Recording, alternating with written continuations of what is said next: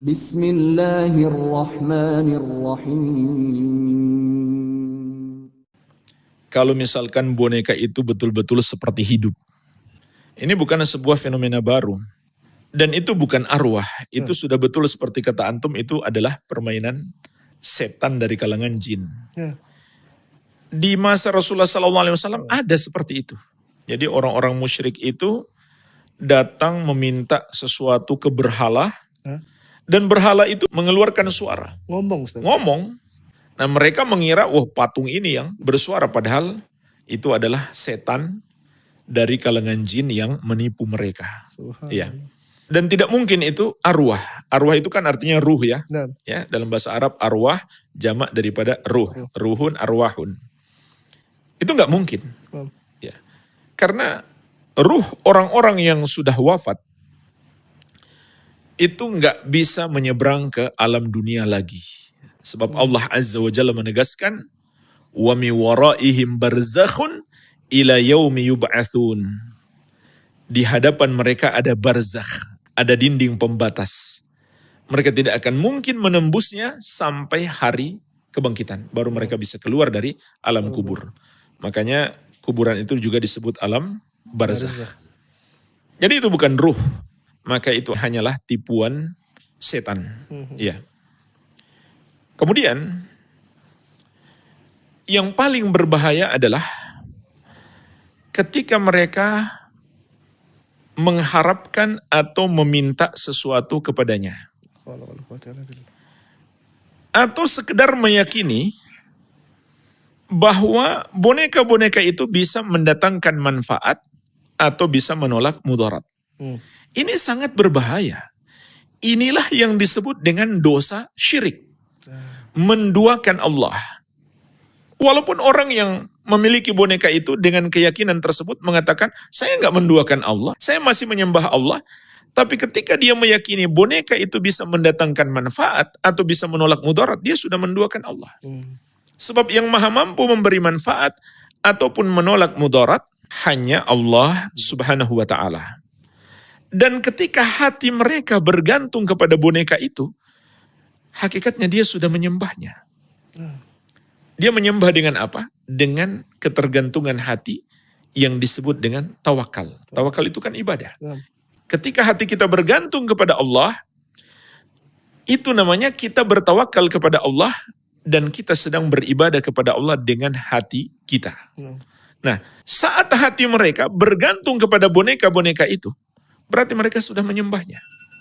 Karena tawakal itu ibadah, tidak boleh dipersembahkan kecuali hanya untuk Allah, sehingga mereka telah melakukan syirik. Jadi syirik mereka dari dua sisi. Yang pertama, meyakini bahwa boneka-boneka itu bisa mendatangkan manfaat atau menolak mudarat. Yang kedua, mereka bergantung hati kepada boneka tersebut. Bergantung hati kepada boneka tersebut, itu sama saja dengan menyembahnya, bertawakal kepadanya. Padahal itu hanya boleh kepada Allah Subhanahu wa ta'ala. Makanya Allah mencela orang-orang yang beribadah kepada selain Allah, yang sama sekali nggak bisa beri manfaat, nggak bisa beri mudarat. Wala tad'u min dunillahi ma la yanfa'uka wa la yadurruk fa in fa'alta fa innaka idzam minadh dhalimin. Jangan kamu berdoa, jangan kamu meminta, jangan kamu beribadah kepada selain Allah yang sama sekali tidak bisa memberi manfaat kepadamu, tidak pula bisa menimpakan mudarat. Kalau kamu melakukannya, kamu kalau begitu termasuk orang-orang yang zalim. Orang-orang yang zalim di sini maknanya orang-orang yang berbuat dosa syirik. Karena Allah mengatakan di ayat yang lain, inna syirka la zulmun azim. Sesungguhnya dosa syirik itu adalah kezaliman yang sangat besar. Jadi syirik dari dua sisi ini. Dan juga kebodohan. Kalau bukan kebodohan mungkin gangguan mental. Ya, bagaimana mungkin sebuah boneka yang sama sekali nggak bisa apa-apa sebenarnya. Kok diyakini bisa memberi manfaat atau bisa menolak mudarat? Ini kan nggak masuk akal sehat bagi orang yang punya akal sehat. Kecuali orang yang sudah kehilangan akal sehat. Iya. Jadi ini termasuk kesyirikan. Apalagi kalau itu datang dari hasil mengikuti Seperti antum tanya tadi, karena latah kan. Latah, Ustaz. Nah ini juga dosa yang lain. Dan memang itu kebiasaan orang-orang yang tidak beriman. Nah. Rasulullah SAW mengingatkan, man tasyabbaha biqaumin fahuwa minhum. Barang siapa menyerupai suatu kaum, dia bagian dari mereka. Ada lagi dosa yang lain di situ, akhi. Subhanallah. Yaitu membuat gambar bernyawa. Dan hari ini kita pun semakin paham. Di antara hikmah, mengapa Rasulullah SAW melarang keras membuat gambar-gambar bernyawa. Karena itu pintu syirik. Dan itu terbukti kan sekarang. Dan sepanjang zaman sebenarnya terbukti. Cuma orang banyak yang menganggap remeh. Mungkin di zaman sekarang mereka mengatakan, nggak mungkinlah saya menyembah patung seorang ustadz atau foto seorang ustadz atau sebuah boneka. Tapi faktanya terjadi. Faktanya terjadi. Jadi jemaah sekalian hati-hati. Di dalam Islam, Rasulullah SAW memberi peringatan keras, termasuk dosa besar, membuat gambar-gambar bernyawa. Kenapa? Karena itu pintu syirik. Itu adalah pintu syirik. Rasulullah SAW bersabda, Inna asyaddan nasi azaban yaumal qiyamah al-musawwirun. Sesungguhnya, di antara orang-orang yang paling keras azabnya di hari kiamat adalah orang yang membuat gambar bernyawa tersebut. Atau rupa-rupa bentuk yang bernyawa. Ini termasuk yang paling keras azabnya. Karena itu adalah sarana kepada kesyirikan. Dan juga di samping sarana kepada kesyirikan ada sebab lain. Mengapa itu dosa besar? Karena orang yang melakukannya seakan berusaha untuk menyaingi Allah Subhanahu wa taala dalam mencipta. Oleh karena itu di riwayat yang lain Nabi SAW mengatakan, Inna ashaba hadhihi suwar yu'adzabuna yawmal qiyamah wa yuqalu lahum ahyu ma khalaqtum. Sesungguhnya orang-orang yang memiliki gambar-gambar bernyawa ini atau yang membuat-buatnya akan diazab di hari kiamat dan dikatakan kepada mereka, hidupkan yang sudah kalian ciptakan. Ya, dalam riwayat yang lain lagi disebutkan, yudahuna bi khalqillah. Karena mereka seakan ingin menyaingi ciptaan Allah Subhanahu wa taala. Jadi ini sudah dosa besar.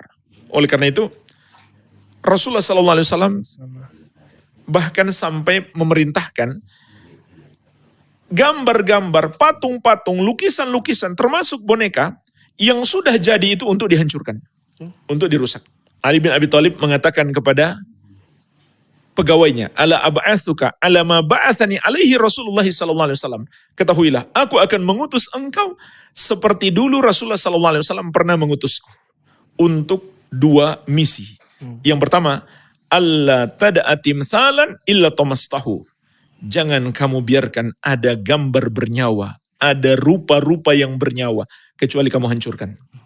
Wala qabran musyrifan illa sawaitahu. Yang kedua, jangan kamu biarkan ada kuburan yang ditinggikan kecuali kamu ratakan. Maksudnya kamu kembalikan kepada bentuk aslinya. Jadi bukan hanya yang membuat itu yang berdosa besar, yang memiliki pun berdosa besar. Maka Nabi SAW menyuruh untuk dimusnahkan, untuk dihancurkan. Jadi itu saja sudah dosa besar. Apalagi kalau disembah atau sekedar diyakini bisa mendatangkan manfaat atau menghilangkan mudarat. Ini termasuk syirik. Ini termasuk syirik. Dan ini juga mirip keyakinan terhadap jimat-jimat. Ya. Keyakinan terhadap semua benda yang bisa mendatangkan manfaat atau menolak mudarat itu adalah syirik. Ya. Rasulullah SAW menegaskan, man allaqa tamimatan faqad asyrak. Barang siapa menggunakan jimat, maka dia telah berbuat syirik. Memang betul ada izin khusus untuk bermain boneka, tapi itu untuk anak perempuan yang masih kecil. Bukan untuk orang dewasa, laki-laki pula. Iya. Orang dewasa perempuan pun sudah nggak boleh lagi. Kenapa anak kecil perempuan diizinkan untuk bermain boneka? Karena itu akan bermanfaat bagi dia misalkan dalam mengurus anak. Ya. Jadi boneka itu seperti anaknya. Kalau untuk orang dewasa tidak dibolehkan. Itu pun yang dibolehkan untuk anak kecil untuk permainan. Kalau cuma misalkan hiasan di pakaiannya itu juga nggak boleh. Ya. Kalau untuk permainannya, apalagi mengandung pendidikan itu boleh diberi keringanan oleh syariat, sebagaimana Rasulullah SAW mengizinkan Aisyah radhiyallahu anha ketika beliau masih kecil bermain boneka-boneka anak-anak kecil, anak-anak perempuan Aisyah katanya itu. Ya. Jadi seperti itu akhi, ini akibat latah bahayanya sangat besar sampai merusak akidah, bukan sekedar menyimpang tapi mengeluarkan pelakunya dari Islam karena dia sudah menduakan Allah, menyembah kepada selain Allah Subhanahu wa taala. Semoga menjadi